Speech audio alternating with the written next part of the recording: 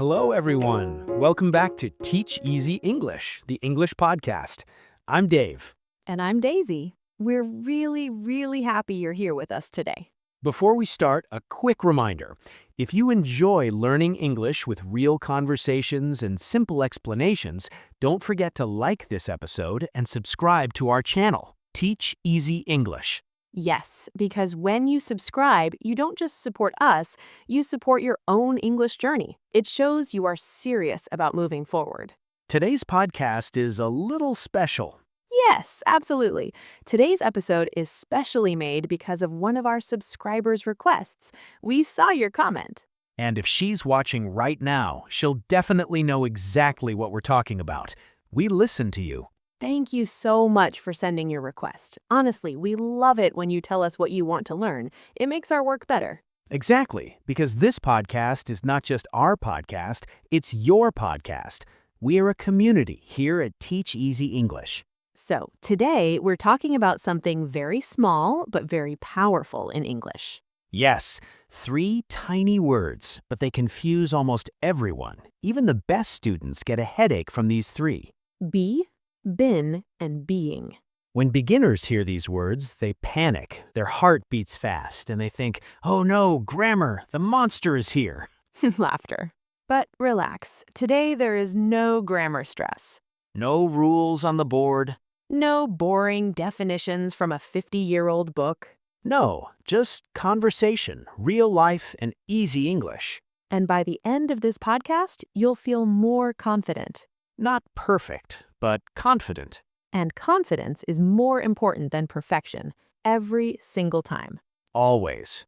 Okay, let's start very softly.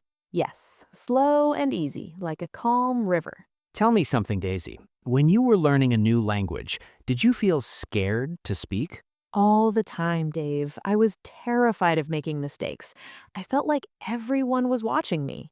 Same here. I remember thinking, what if I use the wrong word? What if people laugh? Or what if I look stupid? Exactly. And many of our listeners feel the same. So today, if you're listening and thinking, I'm not good at English, Let me stop you right there. yes, stop that thought. Throw it in the trash. You're not bad at English. You're just learning. And learning takes time. It's a process, not a race. Now, let's come back to our 3 words. Yes, be, been, and being. They look similar, they sound similar.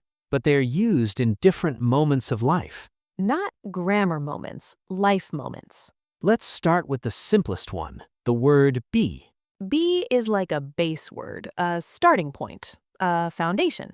We often use be when we talk about something in general or something that is not fixed yet. Let me give a very easy example. Yes, real life, please, no textbooks. Okay, I say, I want to be confident in English. Nice sentence, very clear. I'm not saying I am confident right now. And you're not saying you were confident yesterday. Exactly. I'm talking about a wish, a goal, something I want for my future life. Exactly. So be is often connected to dreams, or advice, or instructions. For example, a teacher says, be quiet, please. Or a friend says, be careful, the floor is wet. Or your mother says, be kind to everyone. These are not long, complicated actions. They're simple ideas and very common in daily English. Now let me ask you something, Dave. Go ahead. If I say, I want to be happy, is that correct? Yes, perfect. Simple English, very natural, no stress at all. Now, listeners, think about your own life. Say it with us right now. I want to be blank. Maybe successful. Maybe confident. Maybe better at English. That's be. Easy, right? Okay, now let's slowly move forward. Not fast. We aren't running a marathon. Let's talk about been. Ah, yes. This one scares people. I see it in their eyes. People say, Dave, when do I use been? And they look very worried. So let's calm everyone down. Been is usually connected to the past, but not just any past. It's about experience, something that happened before and stayed with you. Let me give a simple example. Please do. I have been tired today. That feels very natural. I say that almost every Monday. Laughter. I'm talking about my experience. You're feeling it from earlier until now. Yes. Another example, I have been to New York. Ah, a very common sentence. I'm not saying I am in New York right now. And I'm not saying I will go. I'm saying I experienced it before in my life. So, been often means I was there or I experienced it. Exactly. Listeners, this is important. You don't need to remember grammar names like present perfect. Forget the names. Just remember the feeling. Been equals experience, life experience, good or bad. For example, I've been nervous speaking English. Oh, yes, that is a very honest sentence. Many listeners feel that, but now they're trying. They're listening to teach easy English. They're improving. And that's something to be proud of. Absolutely. Now, let's talk about the third word. Yes, the most interesting one. Being. This word talks about now, something happening at this exact moment or around this time. For example, I say, I'm being honest with you. That means right now in this conversation. Another example, I say, the child is being very quiet today. That means today. Maybe usually he is loud, but today, yes, he's quiet. So being is temporary. Yes, it can change like moods or specific situations. Let's compare them. Okay, I say, he is quiet. That sounds like his personality. He is a quiet person always. But he is being quiet. That sounds like right now, just for today. Exactly. See? No heavy grammar, just feeling. Now let's slow down again and look at the map. Be, dream, advice, idea. Been, experience, the past. Being, happening now. Simple. And remember, you don't need to master this today. Just understand it. Use it slowly. Even one sentence a day is enough to grow. Before we end part 1, let me say something to our friends at home. Yes. I say, making mistakes in English is not shameful. It is not a crime. Not at all. Staying silent is worse because language is for speaking, for connection, for confidence. And you're already doing great. So now that we've eased into the topic, let's talk honestly. These 3 words, be, been, being, confuse even confident learners. And that confusion doesn't come from grammar books. It comes from fear. Yes, fear of sounding wrong. People often tell me, Dave, I understand English when I listen, but when I speak, my mind freezes like ice. And many times, be, been, being are the reason the mind freezes. Exactly, because they look small, but they carry time, feeling, and meaning. So let's slow down and understand them like humans, not students in a cold classroom. Let's start with be, but not like a rule. Let's think about real life. When do we use be in daily life? Usually when we talk about hopes, advice, or future situations. For example, imagine someone starting a new job. A friend might say, just be confident, you'll do fine.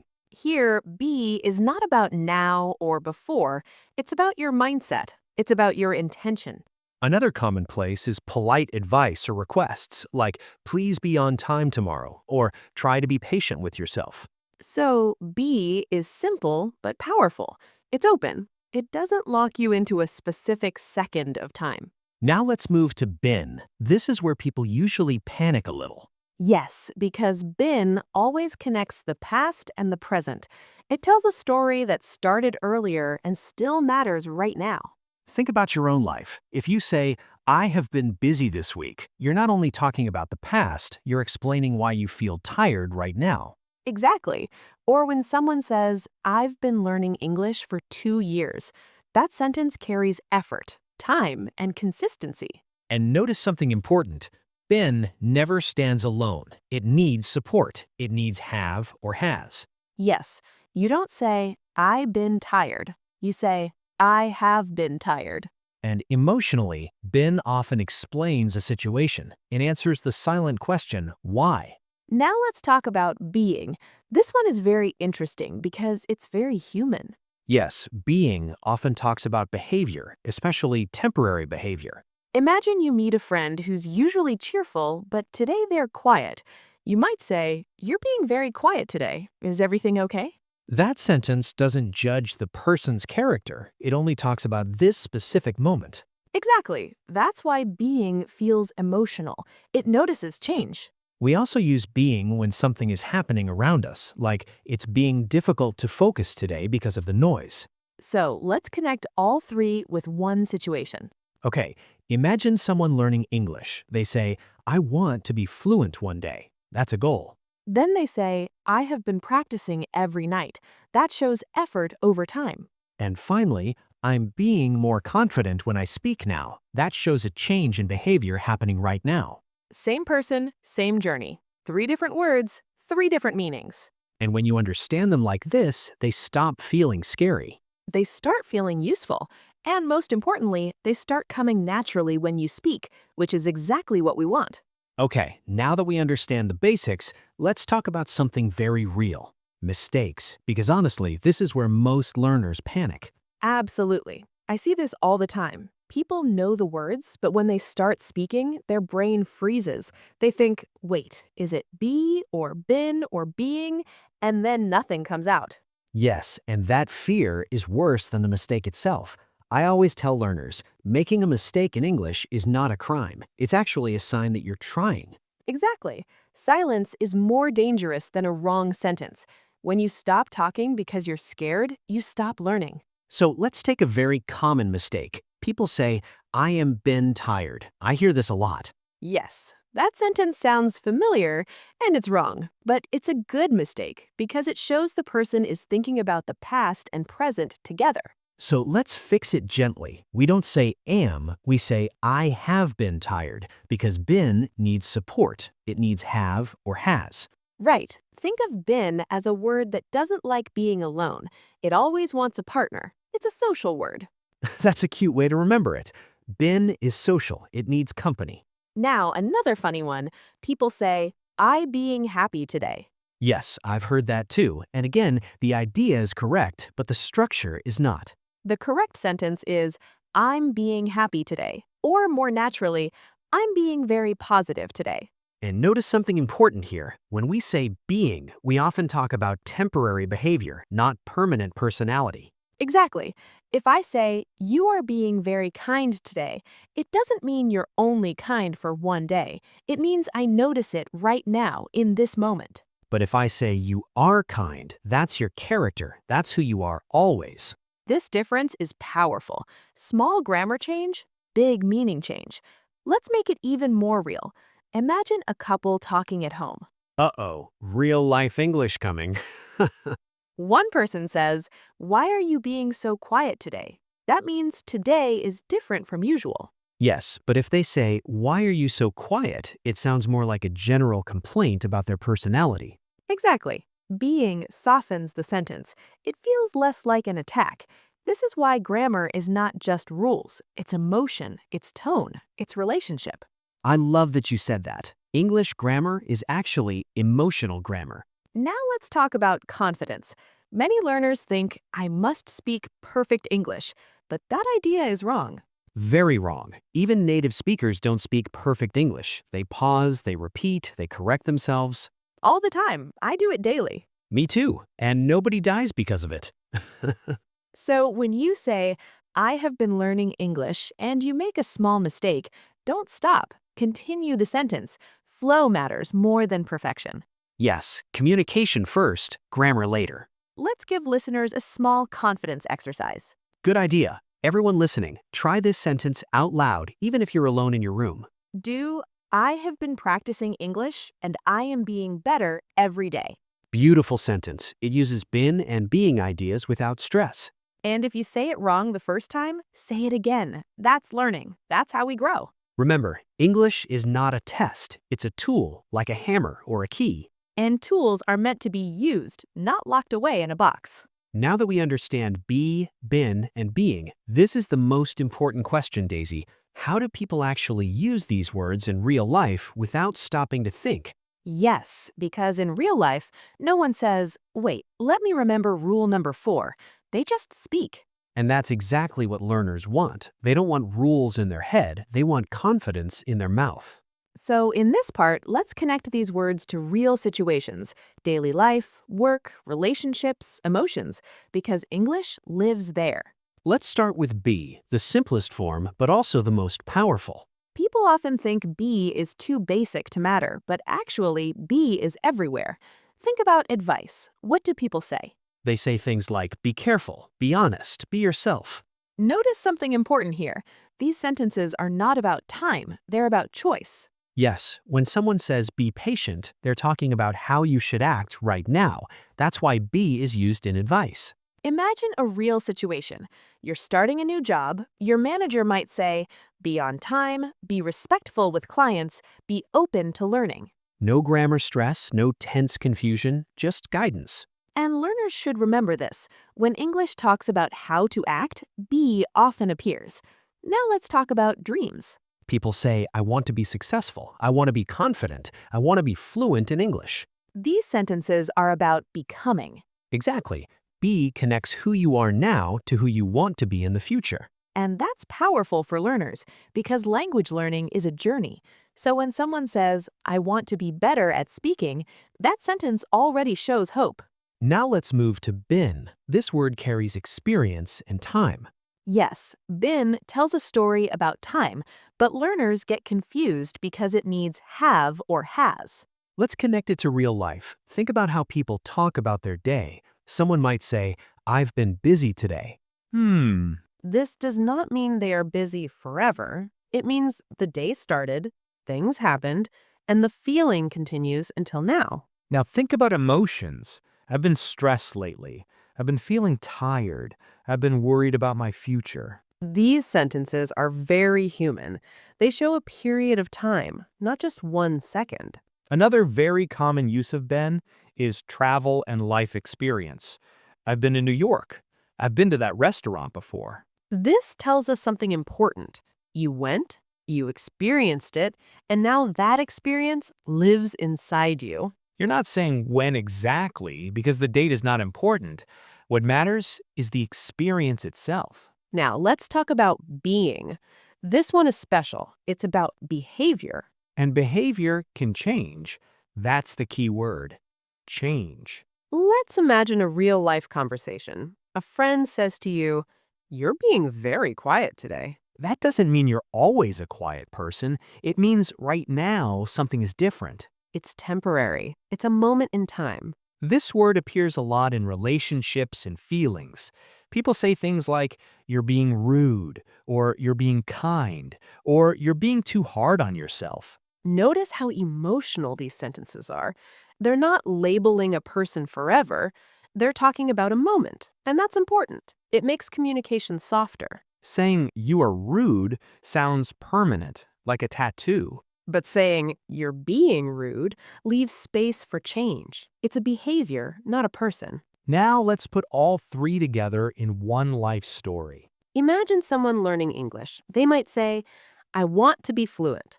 That's a goal. Then they say, I've been practicing every day. That's effort over time. And finally, I'm being more confident when I speak. That's the change happening right now. See how natural that feels? No rules spoken, just meaning. Let's quickly touch on mistakes without fear, because mistakes are friends of learning. Some learners say, I am been tired, but we gently correct it to, I have been tired. Some say, I am be careful, but we say, be careful. And sometimes people avoid being because they're unsure, but it's okay to say, I'm being honest or I'm being serious. English is very forgiving when your intention is clear. If learners remember only one thing from this episode of Teach Easy English, what should it be, Daisy? That English is not about perfection. It's about connection. Be helps you express who you want to become.